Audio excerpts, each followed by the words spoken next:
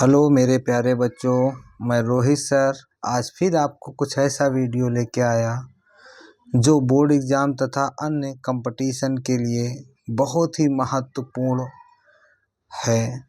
और इस टॉपिक का नाम है जो कम से कम 2 या 3 नंबर का बोर्ड एग्ज़ाम में या कोई भी आप कंपटीशन एग्ज़ाम देते हैं उसमें भी 2-3 नंबर का ही क्वेश्चन मिल जाता है। उस टॉपिक का नाम है विटामिन्स। विटामिन टॉपिक्स है जो कि हमने आज आप बताएंगे बोर्ड एग्ज़ाम में। ये आपको चैप्टर नंबर 10 होगा जो कि जैव अणु या बायोमॉलिक्यूल कहा जाता है। उसके अंतर्गत ये एक टॉपिक्स है जिसको बोला जाता है विटामिन्स। अब देखिए इसमें विटामिन्स जो शब्द है वो एक फंगस होता है जिससे मिलकर बना होता है, जिसको कहा जाता है वाइटल प्लस एमीन।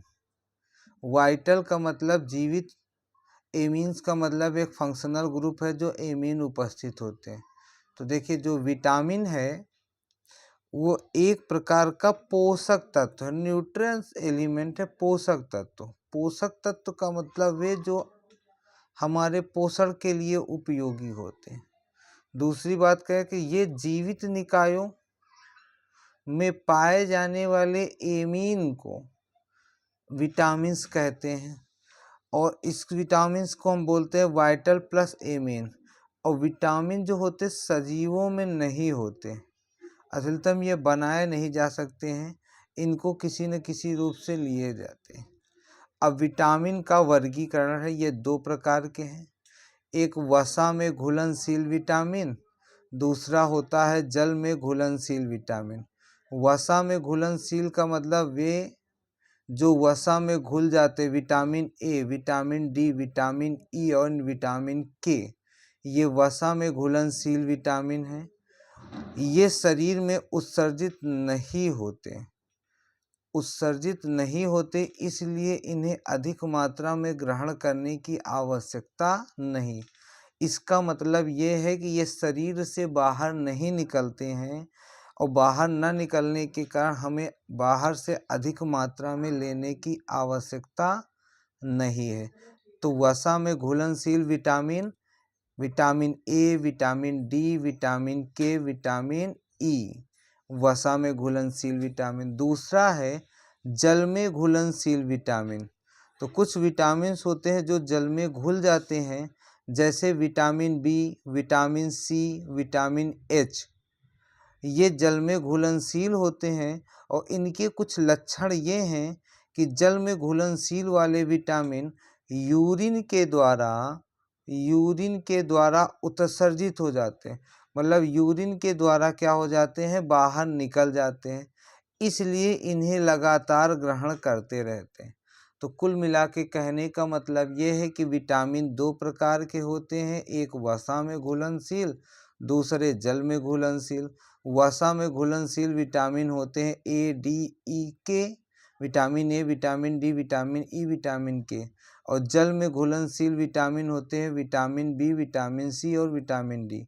जल में घुलनशील विटामिन को हमें बार बार लेने की आवश्यकता होती है क्योंकि यूरिन के द्वारा ये बाहर निकल जाते हैं, जबकि वसा में घुलनशील विटामिन हमें बार बार लेने की आवश्यकता नहीं होती क्योंकि ये शरीर से उत्सर्जित नहीं होते हैं। तो vitamin B and vitamin C को इसीलिए हमको बार बार लेने की आवश्यकता होती है। अब देखिए इन विटामिनों का कुछ वर्गीकरण है जो कहाँ पे, जैसे नेक्स्ट है इसमें मैंने बताया कि ये लिखा हुआ है विटामिन स्रोत कमी से होने वाले रोग। विटामिन ए का जो रासायनिक नाम होता है उसको रेटिनॉल जीरोफ्थॉल कहा जाता है। इसका स्रोत होता है कि जैसे ऑयल हो गया, मांस हो गया, अंडा, दूध, मक्खन, पालक, गाजर, कद्दू, पपीता, आम आदि, इनमें से ये विटामिन ए पाया जाता है। इससे होने वाली कमी का जो रोग हैं वो एक तो रतौंधी, जो कि बहुत ज़्यादा, तो रतौंधी किसकी कमी से होता है, विटामिन ए की कमी से। दूसरा हम कह सकते हैं प्रतिरोध घटनाएं होती जो संक्रमण के लिए। त्वचा का शुष्क होना, ये सभी क्या है, शिशुओं की वृद्धि मंद हो जाना अर्थात उनकी वृद्धि रुक जाना। तो विटामिन ए का रासायनिक नाम है रेटिनॉल जीरोप्थॉल। विटामिन ए से होने वाली कमी एक है रतौंधी, और ये मांस मछली अंडे में अब नेक्स्ट है विटामिन बी। और विटामिन बी के कई प्रकार होते हैं, उसमें से विटामिन बी वन का नाम होता है रासायनिक थायमीन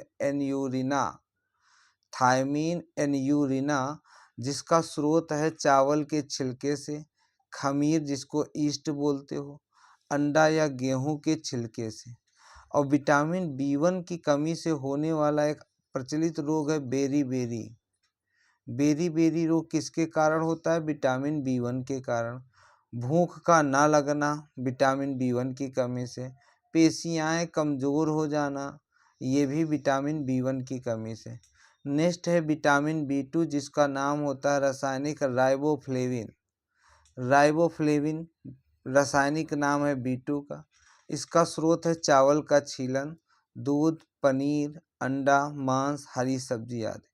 ये कैलोसीन या जीभ पर दाने पड़ने लगते हैं वो इसी के कारण होते विटामिन बी टू अर्थात राइबोफ्लेविन के कारण। नेक्स्ट है vitamin B three. Vitamin B three का नाम होता है नियासिन, रासायनिक नाम है नियासिन। ये ईस्ट अर्थात खमीर, कवक, चावल, जौ, मक्का इनमें इनका स्रोत है, जिससे पाचन तंत्र खराब, इसकी कमी से पाचन तंत्र खराब होने लगता है, तंत्रिका तंत्र भी खराब होने लगती है।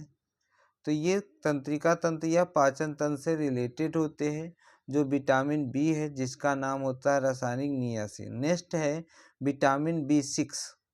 विटामिन बी सिक्स को पीरिडॉक्सिन रसायन नाम है। ये ईस्ट, चावल, मक्का, गेहूं, अंडा, मांस, मछली, दूध व ताजे फलों से इनका स्रोत होता है तथा विटामिन बी सिक्स से होने वाली कमी से रोग एक होता है आपका मरोड़ पड़ना, मतलब कि शरीर में ऐंठापन आ जाना।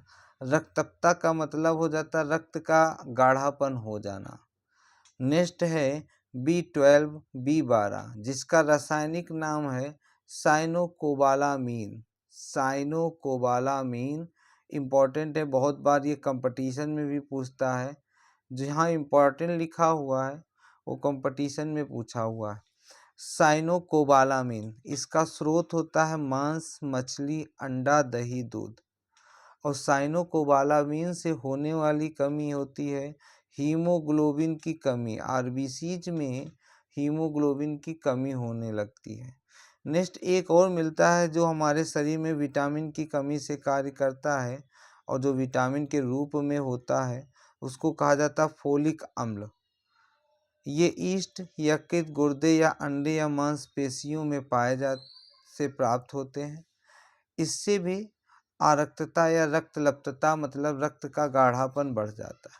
नेक्स्ट है एच बायोटीन भी ईस्ट या गुर्दे या दूध, हरी सब्जियों से पाया जाता है।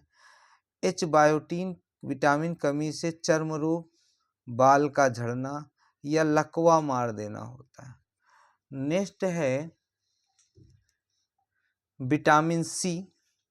विटामिन सी का सभी लोग जानते हो कि विटामिन सी का रासायनिक नाम होता है एस्कॉर्बिक अम्ल। और विटामिन सी का जो स्रोत है खट्टे फल जैसे नींबू, संतरा, मौसमी, पत्ता गोभी, टमाटर व हरी सब्जियां।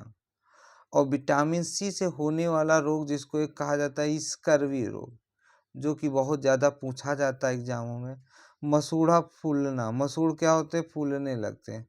खून का चलना, थोड़ी भी देर में क्या होते हैं? खून जैसे कट जाता है वैसे बहने लगता है।